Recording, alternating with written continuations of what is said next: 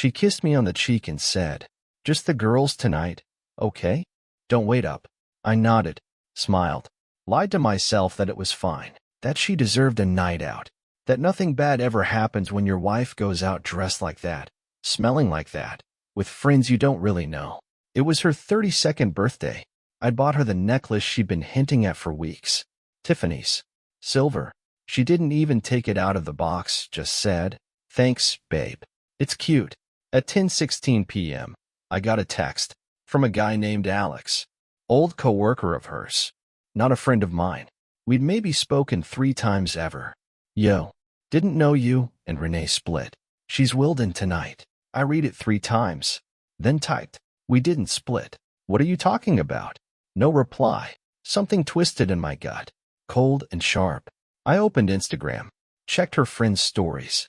She was in one, laughing, cocktail in hand, wearing the tight black dress I'd bought her last year in Vegas, spinning under strobe lights. Then I saw another story, not from a friend, just some random guy tagging the club. And in the background, not front and center, but clear enough, was Renee, straddling some guy's lap, his arms wrapped around her waist, her lips on his. Not once, not fast, but long and deep and twice. I stared at the screen, backed it up, paused it, zoomed in, screenshot. My heart wasn't racing. It had stopped. I messaged Alex again. "Where exactly?" "Vault. Upstairs VIP. Been grinding on him for like an hour. Girls left a while ago." I didn't think. I just grabbed my jacket, keys, and left. Vault hit me with bass before I even got through the front door. The line was long, but I walked past it. I wasn't going there to dance. I wasn't there to celebrate. I was there to watch. I told the bouncer I was looking for my wife. He gave me a look, then waved me up to VIP like he already knew something was off. Like maybe I wasn't the first husband to show up like this. Upstairs, it was hotter, louder, lights flashing like cameras at a crime scene. I scanned the room, and there she was, Renee, sitting half on, half off some guy's lap, laughing in that high, fake way she used when she wanted attention, sipping some pink drink, playing with his chain like it was hers. The guy was bigger than me, one of those arms too big for his shirt types. Tan, loud, the kind of guy she used to joke about muscles for brains. Now he had his hands on her hips like he owned her. She didn't see me at first. I walked up, not fast, just steady. People were watching me. They knew. They always know when something's about to go down. She looked up, froze. "Hey," I said. "Happy birthday." Her face twisted, like she was trying to choose which emotion to fake. "What are you doing here?" I ignored her. Looked at the guy. "She yours now?" He blinked. Cool," I said. "Enjoy." I turned and walked, calm, even, like the moment didn't split my life down the middle. She shouted something behind me. Maybe my name. Maybe. Wait. I didn't stop. I didn't look back. I got in my car and just sat there, across the street, watching, wondering how long it had been going on, wondering if this was the first time or just the first time I caught her. She came out alone at 2:11 a.m. stumbling in those heels I bought her, phone in hand, scanning for an Uber, or maybe me. She called me 5 times that night. I didn't answer once. She came home like nothing happened. That was the part that stuck with me. No apology. No shame. Just walked in wearing leggings and a hoodie, hair tied back, makeup scrubbed off like she could erase the night. I was already in the kitchen, sitting at the table, sipping cold coffee I didn't remember pouring. She dropped her purse, stretched, and said, "You really didn't have to embarrass me like that." I didn't say a word, just looked at her. Not like a husband, like someone watching a stranger walk around in their clothes. She sighed like I was the one being difficult. "Seriously, I get that you're upset, but you showing up like that? Kind of over the top, don't you think?" I stood up, pushed the chair in slowly. "You cheated on me." She scoffed. "I kissed a guy. That's not cheating. You kissed him. You sat on him. You grinded on him. In public. It was my birthday. I was drinking. I wasn't thinking straight. It didn't mean anything." I let out a breath, the kind that shakes on the way out. "You think I care what it meant to you? You made a choice." She crossed her arms. Defensive now. Like I had done something wrong. "You're blowing this way out of proportion." I stared at her. Let the silence drag. "You're not sorry, are you?" She hesitated. blinked, then said, "I'm sorry you're hurt." That told me everything I needed to know. I grabbed my jacket. "Don't be here when I get back." She followed me to the door. "Seriously? You're ending our marriage over one stupid kiss?" I turned around. "No, I'm ending it because I finally see who you really are." Then I left. She didn't leave that day. Of course she didn't. She cried. Then she screamed. Then she blamed me. She went through the whole playbook, said I was cold, said I was distant, said I'd given up on us long before that night. She even tried to spin it like I was controlling for being upset about a harmless birthday kiss. That's when I knew she wasn't just selfish, she was dangerous. Emotionally, mentally, legally. So I did the smart thing. I packed a bag, grabbed my documents, and left. I stayed at my brother's place for a week. During that time, she texted nonstop, long essays about how I was being immature, how we should talk like adults, how she was ready to be honest. Honest? She sent me a message saying, "I only acted out because I felt like you didn't see me anymore. I just wanted to feel wanted. I never planned for anything to happen." That sentence stuck with me. Acted out. Like a child breaking a toy. She wasn't sorry. She was spinning it, setting up her version. I'd seen it before, not in our marriage, but in her job, PR.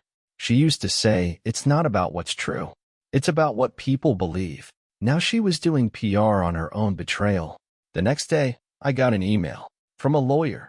She'd filed for separation, and she wanted to keep the condo, the car, and, wait for it, alimony. Said I'd emotionally neglected her, and she had the right to compensation for lost career opportunities due to my unreasonable expectations of her staying home.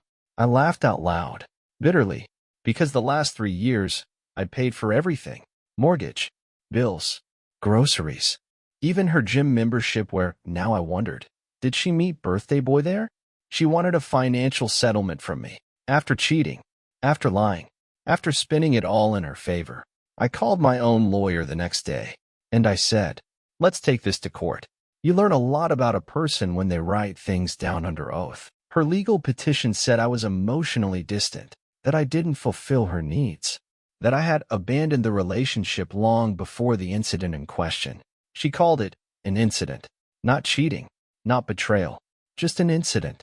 She said she had supporting evidence from friends and family that our marriage was failing because of me, that she had attempted reconciliation, but I had chosen to leave abruptly and without discussion. I showed it to my lawyer. He just shook his head. "Don't worry," he said. "They always come out swinging. Let's build this slow and smart." So we did.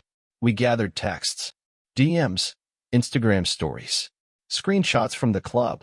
I found the original video through a friend of a friend who was there that night. Clean, high quality, no edits. Her, on his lap, laughing, kissing, grinding. Timestamped, undeniable. And then the bombshell.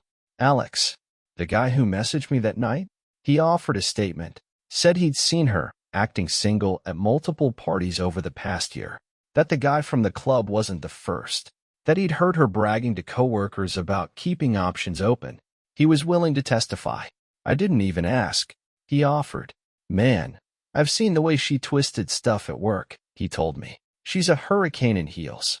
If I can help you not get buried under that, say the word." Meanwhile, she was posting pictures of herself looking sad, sipping coffee, walking her dog, the whole heartbroken wife aesthetic. The captions were things like, "Sometimes the ones you love the most hurt you the deepest." The comments were full of sympathy. "Stay strong, girl. He doesn't deserve you." I didn't respond publicly. I didn't need to, because I had the one thing she didn't, the truth. And soon, so would the court. Depositions were scheduled for a Tuesday morning. Neutral office. One lawyer on each side. Recorder running. Renee showed up dressed like she was heading to brunch with a judge. Soft makeup, high-neck blouse, acting demure. I barely looked at her. She didn't look at me once. Her lawyer did most of the talking. Tried to keep the focus on emotional mistreatment, but my attorney was ready. First, we hit her with the video. Full screen. Paused on her face mid-kiss. Her attorney tried to object. Irrelevant, prejudicial, not proof of sexual infidelity, but the timestamp was clear. Her birthday. Same night she claimed I left, without warning. Renee stared at the screen. Jaw tight. No emotion. But I saw her blink 3 times in 5 seconds, her tell. I'd seen it when she lied about everything from just being friends to how much she spent at Sephora. Then came the texts. Not just from me, but screenshots between her and a friend she didn't know I had access to. She'd messaged, "He won't leave unless I make him. I just need to blow this up and get sympathy later. I'll be fine." That one hit like a grenade. My lawyer let it hang in the air. Her lawyer tried to pivot. Miss Carmichael was under emotional distress. She clearly felt trapped. "Did you feel trapped when you were on that man's lap?" my lawyer asked. Objection. Sustained. But the damage was done. We moved to financials next. She claimed she'd sacrificed her career for me, but her employment history showed she'd voluntarily quit 2 high-paying jobs, both after less than a year. One of those resignations followed an inappropriate relationship complaint. We had documentation. Her lawyer sat back in his chair and stopped objecting so much after that. When the deposition ended, Renee finally looked at me. She gave me a look I'd seen before, not anger, not sadness. Fear. Not fear of me. Fear of losing. She knew. The story she was spinning had unraveled, and I wasn't backing down. I remember the first time I doubted her. It wasn't big, just a missed call and a lie about where she'd been. This was 2 years ago. She said she was at a friend's birthday dinner, but I'd driven by that restaurant earlier. It was closed for renovations. When I asked about it, she laughed, said I must be thinking of the wrong place. Back then, I let it go. Now, sitting in court and watching her fidget as the video played on screen, that same laugh echoed in my head. The judge leaned in. Watch closely. Not a sound in the room, just the hum of the playback. Renee, on the guy's lap, holding his face, kissing him like I never existed, like she hadn't just texted me, "Love you," 3 hours earlier that night. My lawyer stood. "Your Honor, this is not hearsay. This is direct, time-stamped evidence of behavior inconsistent with her sworn testimony." Renee's attorney tried to object, again, but the judge raised his hand. "I've seen enough," he said. Calmly, quietly. We moved on. The next witness was Alex, the same guy who messaged me that night. He was nervous, but solid. He testified that he'd seen her flirt heavily, exchange numbers, and disappear with men at multiple events over the last year. That she'd often joked about not being cut out for marriage, and said things like, "He's too boring to leave, but too soft to stay faithful to." That last quote? Renee's head dropped for the first time. She didn't even argue. Then came the phone logs. Our team got records showing she'd texted the guy from the club dozens of times before her birthday night, even a few explicit messages. Her explanation? "We were just joking. It was harmless. He's like, flirty with everyone." But by now, the courtroom could smell the rot. Even her own lawyer had gone quiet, flipping through notes like he was hoping to find a way to escape the sinking ship. Her charm, the same charm she used on everyone for years, wasn't working anymore. Because charm might fool people for a while. But truth? Truth holds up in court. The day before the final hearing, she called me. Blocked number. I shouldn't have answered, but I did. Her voice was soft, softer than I'd heard in months. The same tone she used years ago, the first time she told me she loved me. It made my stomach twist. "Can we talk?" she said. "We are. Not like this. In person. No lawyers." I stayed quiet. "Just meet me somewhere, please." I don't know why I went. Maybe I needed to hear it for myself, how far she'd go. Or maybe some part of me, buried deep under the wreckage, still wanted to believe she could be sorry. We met in a coffee shop halfway between her place and mine. She wore a sweatshirt. No makeup. Hair tied back. She looked like the woman I married. For about 2 minutes. Then she started talking. "I've made mistakes," she said. "But this court, depositions, people digging through my life, it's too much. We can end this quietly. No one has to win or lose." "You already lost me," I said.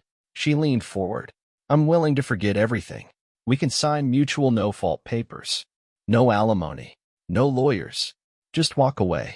I looked at her for a long moment, then said, "Why now?" She blinked, smiled a little. "Because I don't want us to hate each other forever." That was a lie. I could hear it in her throat. What she meant was, she knew she was going to lose. And this was her last card. I stood up. "You don't want us to hate each other?" Should have thought about that before you climbed on someone else's lap. She didn't stop me from walking out, but as I passed her, she muttered, "You were never strong enough for me anyway." I didn't look back. She had just thrown her last punch and missed. The final hearing felt like a funeral for a marriage, minus the flowers, minus the mourners. Just cold chairs, stiff suits, and the slow march to a decision. We were both sworn in. No jury, just the judge, watching, listening. Her lawyer went first, gave one last desperate spin. My client acknowledges her emotional struggles during the marriage, and while she regrets her actions, she was reacting to years of feeling unseen and unsupported. She was a housewife with no safety net.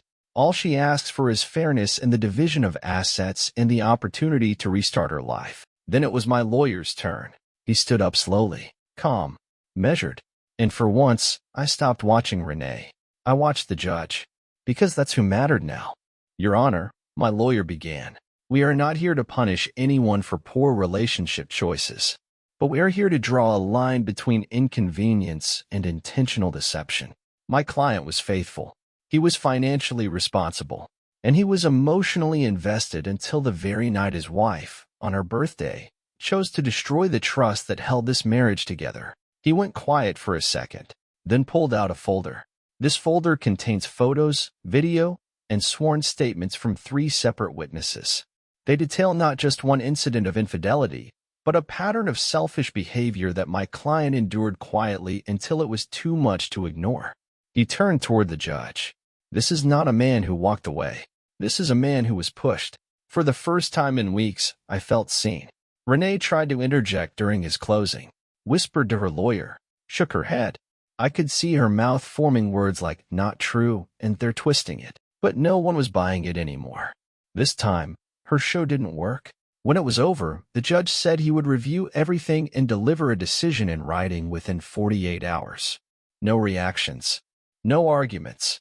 Just a quiet dismissal. Renee walked out without a word, not even a glance in my direction. That night, I didn't sleep. I lay awake on the couch at my brother's place, staring at the ceiling, not afraid of losing, just wondering what version of the truth she'd be telling herself now. Maybe she'd say I abandoned her. Maybe she'd pretend none of it really happened. But I didn't care anymore, because I knew what the truth was. And soon, so would the court. The email came at 2:17 p.m. on a Thursday. Subject line, "Final ruling, Carmichael versus Carmichael." I sat there, staring at it. For a moment, I didn't even want to open it. Not because I was afraid of losing, I wasn't. Not anymore. But because opening it meant it was really over. I clicked. The judge's decision was written in plain legal language. No drama. No adjectives. Just fact after fact, building toward a conclusion like a slow drumbeat. The court finds that the petitioner's actions, including documented infidelity, misrepresentation of marital dynamics, and attempted manipulation of court proceedings, have undermined her credibility. The respondent, by contrast, has demonstrated consistent financial and emotional support during the marriage, with no evidence contradicting his account. And then, petitioner's claim for spousal support is denied. Respondent shall retain primary ownership of the residence, vehicle, and associated assets. No compensatory payment will be made to petitioner. Final divorce granted effective immediately. That was it. No balloons. No parade. Just justice, written in black and white. I closed the laptop, let out a long breath. For the first time in almost a year, my hands weren't shaking. She tried to take everything, the house, the money, even the narrative. But she didn't get what she wanted. Not because I fought dirty, but because I didn't lie. She did. I got a text from her about an hour later. Just one sentence. "I hope you're happy now." I didn't respond, because I was. Not in a fireworks and champagne kind of way, but in that quiet, grounded way that comes from surviving something that was meant to break you, and walking away not just whole, but stronger. She'll tell whatever story she wants. She always does. But I've got the truth. And the court agreed.